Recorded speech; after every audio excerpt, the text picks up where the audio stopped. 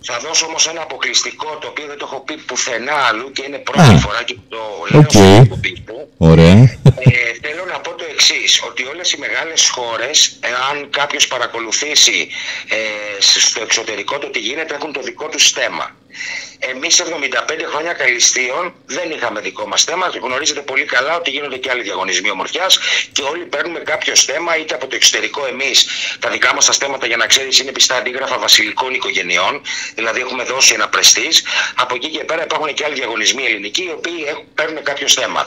Για πρώτη φορά λοιπόν στα 75 χρόνια θα σχεδιαστεί δικό μας θέμα, το οποίο θα έχει συμβολικό χαρακτήρα, θα παρουσιαστεί επίσημα τέλη Ιανουαρίου με Φεβρουάριο και θα σας πω το εξής, ότι αποτελείται από διαμάντια, μαργαριτάρια, ζαφύρια, αλλά το θέμα δεν είναι αυτό.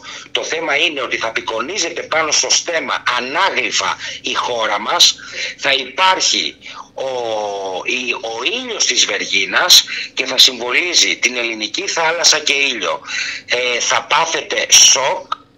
Το συγκεκριμένο στέμμα μας το σχεδιάζει, είναι ήδη σχεδόν σχεδιασμένο ο κύριος Μάρκος Γκιούρκας, ο οποίος είναι σχεδιαστής κοσμημάτων και θα το κάνει χορηγία στο θεσμό, το οποίο βέβαια θα είναι πανάκριβο, θα κλειστεί σε θηρίδα και οι κοπέλες όλες και αναδρομικά αλλά και από του χρόνου η Star GS Ελλάς Miss Universe Greece θα παίρνει αντίγραφο αντίστοιχο, το οποίο θα είναι εννοείται μικρότερου κόστους, γιατί εμείς τα στέμματα όταν τα δίνουμε δεν τα παίρνουμε πίσω, τα παραχωρούμε στις κοπέλες. Αυτό ήθελα να πω. Πραγματικά είναι όντως αποκλειστική είδηση και εδώ βέβαια έχω ένα ερώτημα.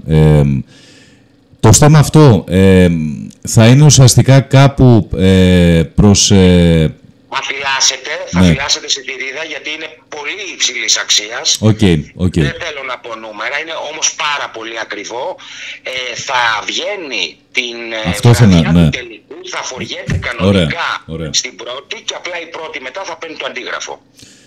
Είναι πραγματικά αποκλειστική είδηση και όσο μπορούμε και εμείς θα την δημοσιεύσουμε. Είσαστε και ευπρόσδεκτοι, εννοείται θα σας στείλουμε πρόσκληση ως Elegant Radio να έρθετε στην παρουσίαση του στέμματος.